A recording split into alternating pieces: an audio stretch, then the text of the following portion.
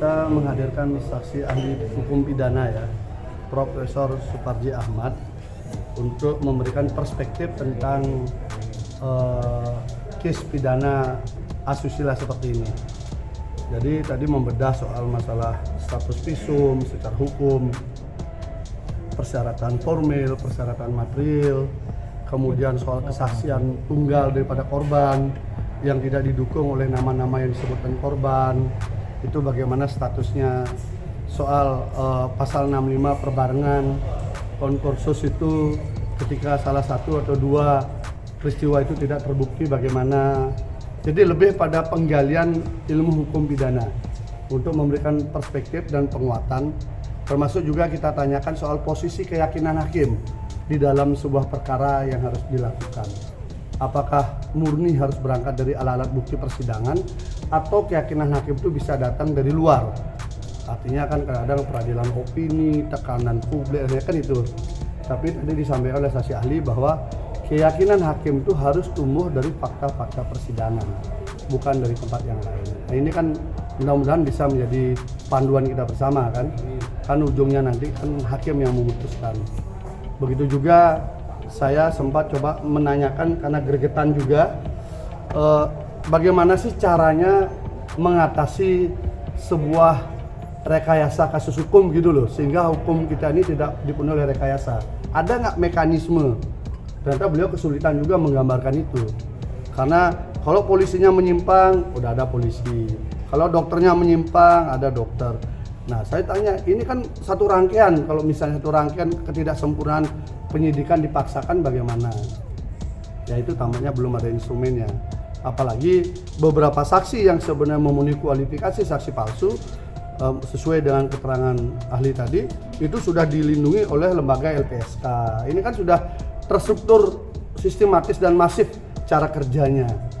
Jadi memang ada kekuatan yang tidak tampak yang bekerja. Dan ketika kami mencoba mengurai itu, tampaknya menghadapi tembok tebal juga. Karena saksi yang kira-kira bisa memandu ke arah sana, yang membuka kotak Pandora itu kan kemarin sudah tidak dikabulkan untuk dihadirkan gitu.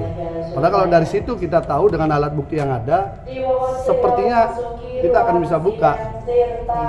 Tapi ini mungkin saksi ahli aja tadi. Bapak sudah berapa saksi nggak saat Ahli ini? pidana yang dihadirkan lagi, apa keterangan ahli pidana yang kemarin itu kurang? Ya memberikan perspektif yang berbeda kan. Tapi ternyata hampir sama juga, khususnya soal validitas. Visum itu sama-sama kalau misalnya nggak memenuhi syarat validitas, nggak memenuhi syarat formil, memang nggak bisa dipakai. Istilahnya begini, ketika alat bukti itu meragukan, maka tidak bisa dipakai untuk meyakinkan. Nah, kira-kira gitu. Kalau alat bukti itu meragukan, maka tidak bisa dipakai untuk meyakinkan. Maka alat bukti itu harus meyakinkan untuk bisa muncul sebuah keyakinan peristiwa gitu. Oke, keterangan apa yang meringankan terdakwa kali ini? Hampir semua perspektif yang tadi kita tanyakan akhirnya dijawab memang hampir sama dengan yang kita bayangkan. Artinya kalau orang tidak cukup bukti, kemudian peristiwa saksinya yang tidak kuat, kemudian dakwaannya yang tidak sesuai dengan fakta, itu memang terungkap semua bahwa memang tidak bisa. Maka terdakwa berhak untuk mendapatkan keadilan, kira-kira begitu. Tadi diingatkan harapannya itu saja, bahwa terdakwa itu juga berhak mendapatkan keadilan. Dan tempatnya adalah di pengadilan. Untuk agenda besok, Agenda besok saksi lagi. saksi ahli juga. Kita coba, mudah-mudahan bisa ya, kita coba ahli juga. Karena ini kan penting sekali, karena urusan perspektif pidana dan perspektif soal visum. Tadi visum juga diceritakan juga. Visum itu harus sejelas-jelasnya menggambarkan peristiwa yang terdekat. Karena itu makna visum itu membantu mengkonstruksikan peristiwa pidana.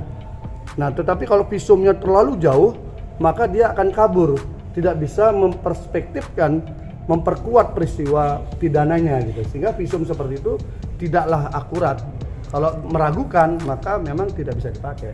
Itu pendapat ahli tadi. Iya, pendapat ahli. Kalau dia meragukan, maka tidak bisa dipakai. Tadi kan yang meragukan ada jumlahnya 3, secara formil suratnya salah. Kemudian saya tanya juga, di dalam dakwaan disebutkan visum 2018. Sementara laporan korban 2019, jadi 1 tahun lebih visumnya sudah ada, baru orangnya melapor. Ini kan tidak rapinya skenario kan. Kemudian 2019 ada lagi visum berikutnya setelah melapor. Ini bagaimana? Makanya ketidaksesuaian, prosesnya, keraguan-raguannya itu disampaikan. Kesimpulannya begini, kalau alat bukti itu meragukan maka tidak bisa dipakai untuk meyakinkan. Itu prinsip dasarnya, sehingga harus dicari alat bukti yang bisa meyakinkan, bukan yang membangun keraguan.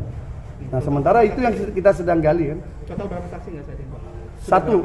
Sudah berapa saksi ya? Berapa saksi total? Mbak, total semua dengan ini ya, JPU ya? Aduh, udah banyak. Dari kita, karena ini problemnya kan begini. Saksi yang kita hadirkan kan ada saksi yang ada di BAP, yang sebenarnya menjadi kewajiban JPU. Tapi JPU kan enggan mau menghadirkan. Kami harus cari, memang tidak semua bisa kami hadirkan. Tapi mau bagaimana lagi?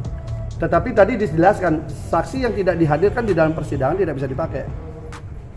Karena semua perhitungan alat bukti adalah yang hadir di persidangan. Itu ahli mengatakan begitu. Jadi kalau itu tidak ada di persidangan maka tidak bisa dipakai. Kan banyak tuh alat buktinya banyak, saksinya banyak, tapi tidak dihadirkan.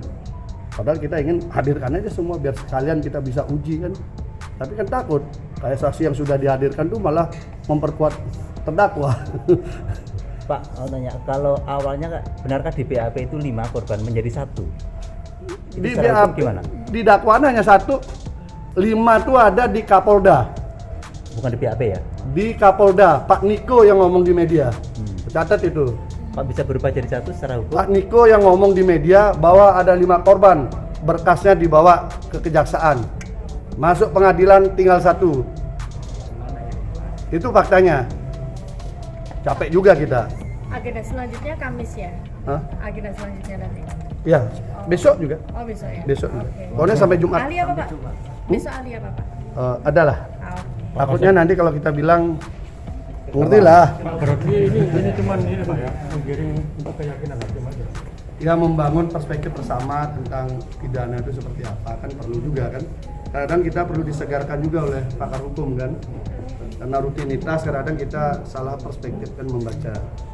Ilmu-ilmu hukum kan berkembang. Oh, satu hal lagi tadi dikatakan soal kekerasan dan ancaman kekerasan. Kalau dalam KUHP itu ancaman kekerasan itu harus dalam bentuk ancaman menuju ke fisik. Karena itu KUHP itu dari peninggalan zaman Belanda. Beda dengan undang-undang KDRT, tidak pidana kekerasan seksual yang baru ya, di mana psikis kan masuk di dalamnya. Ini kan pasalnya pasal KUHP kan. Ya itu selama tidak bisa dibuktikan di dalam persidangan tidak bisa dipakai. Tadi tegas sampaikan semua struktur ancaman apalagi melalui alat-alat medsos dan sebagainya harus bisa dihadirkan di persidangan. Selama tidak bisa dia dihadirkan di persidangan tidak dianggap sebagai sebuah alat bukti. Karena dia nggak hadir di persidangan dan memang nggak ada sampai sekarang. Sampai sekarang ancaman yang WA itu belum pernah bisa dihadirkan di sidang. Sampai sekarang.